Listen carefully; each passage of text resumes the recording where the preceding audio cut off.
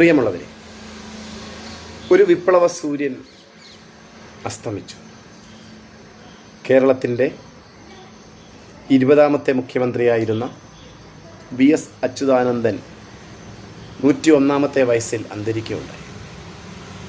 കേരളത്തിലെ ജനകീയ നേതാക്കളിൽ മുൻപന്തിയിലുള്ള അദ്ദേഹം 1923 ഒക്ടോബർ മാസം 20-ാം തീയതി ആലപ്പുഴ ജില്ലയിലെ പുന്നപ്രയിൽ ശങ്കരൻ്റെയും അക്കോമ്മയുടെയും മകനായി ജനിച്ചു.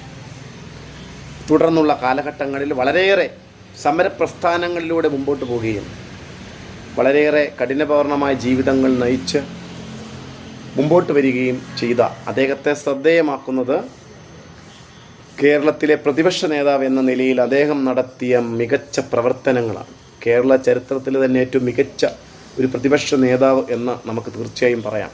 അദ്ദേഹം എടുത്ത പല കാര്യങ്ങളും എടുത്ത സമരങ്ങൾ, പ്ലാച്ചിമട സമരം, മരയൂരിലെ ചന്ദന സമരം, അതുപോലെ തന്നെ ഭൂമി കയ്യേറ്റവുമായി ബന്ധപ്പെടുത്തിയ പ്രവർത്തനങ്ങൾ, പിന്നീട് അദ്ദേഹം മുഖ്യമന്ത്രിയായ സമയത്ത് തന്നെ അധികൃതമായ ഭൂമി ഒഴിപ്പിക്കുന്നതുമായി ബന്ധപ്പെടുത്തിയ നടത്തിയ സമരങ്ങളൊക്കെ തന്നെ അദ്ദേഹത്തെ ജനഹൃദയങ്ങളിലേക്ക് ചേർത്ത് പിടിക്കുകയുണ്ടായി. അങ്ങനെ മറ്റ് നേതാക്കൾക്ക് കിട്ടാത്ത ഒരു ജനകീയ അടുപ്പം അദ്ദേഹത്തോട് ജനങ്ങൾക്കുണ്ടായി.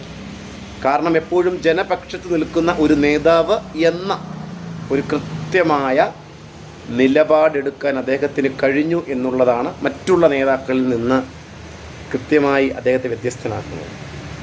കൃത്യമായി കമ്മ്യൂണിസ്റ്റ് ആശയങ്ങളോട് ചേർന്ന് നിൽക്കുന്ന ഒരു നേതാവ് എന്ന് നമുക്ക് പറയാം. പലപ്പോഴും പാർട്ടികളുമായി അദ്ദേഹം പ്രശ്നമുണ്ടായപ്പോഴും പാർട്ടിക്കുള്ളിൽ നിന്നുകൊണ്ട് തന്നെ പാർട്ടിക്കെതിരെ പ്രതികരിച്ചു എന്നുള്ളതും അദ്ദേഹത്തിൻ്റെ വ്യത്യസ്തമായ ഒരു കാഴ്ചപ്പാടുകളാണ്. എല്ലായ്പ്പോഴും എല്ലാവരോടും യാതൊരു മുഷിപ്പും കാണിക്കാതെ മുമ്പോട്ട് പോയ ഒരു നേതാവായിരുന്നു. അദ്ദേഹത്തിൻ്റെ ഭാര്യ വസുമതി ഹെഡ് നേഴ്സായിരുന്നു. 1991 വിരമിച്ചു.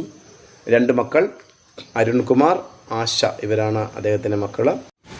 അദ്ദേഹത്തിൻ്റെ ആത്മകഥയാണ് സമരം തന്നെ ജീവിതം എന്നതായിരുന്നു അദ്ദേഹത്തിൻ്റെ ആത്മകഥ. ഈ ആത്മകഥ അദ്ദേഹത്തോട് ഏറ്റവും കൂടുതൽ അടുത്ത് നിൽക്കുന്ന വിവരങ്ങളൊക്കെ തന്നെ നൽകുന്ന ഒരു ആത്മകഥയാണ് എന്ന് നമുക്ക് മനസ്സിലാക്കാൻ പറ്റും. അപ്പോൾ അദ്ദേഹം 101ാമത്തെ വയസ്സിലാണ് അന്തരിക്കുന്നത്. അപ്പോൾ അദ്ദേഹത്തെക്കുറിച്ച് ചിന്തിച്ചപ്പോഴൊരു വീഡിയോ ചെയ്യണമെന്ന് തോന്നിയത് കൊണ്ടാണ് ഈ വിവരങ്ങൾ നിങ്ങളിലേക്ക് അറിയാവുന്ന കാര്യങ്ങളാണ് ഈ വീഡിയോയിലൂടെ പറഞ്ഞത്. തെറ്റുകളുണ്ടെങ്കിൽ നിങ്ങൾ തിരുത്തുക. Okay, thank you.